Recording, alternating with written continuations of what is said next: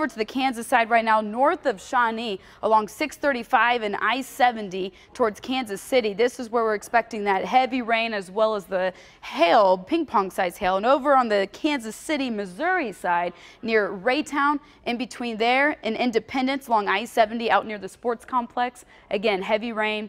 We could be expecting hail along with some lightning, and flooding will also be a concern within this severe thunderstorm warning until 11:15 a.m.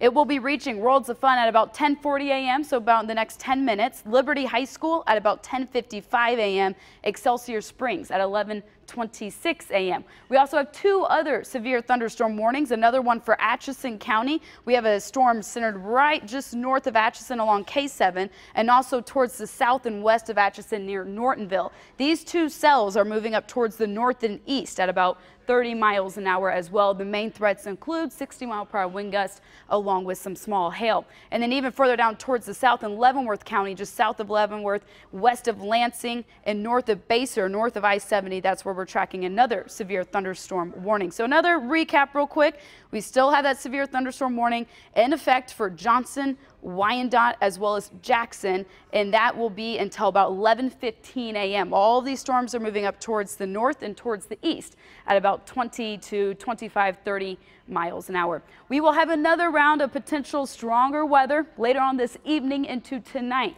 Possible severe weather for Kansas City and all 44 counties that we cover. The tornado potential is low, but it's not 100% out of the question. So we're not completely eliminating it from a possibility. Quarter to $half size hail can be expected later on tonight within these storms. 60 to 70 mile per hour wind gusts and flash flooding will also be a concern later on this evening.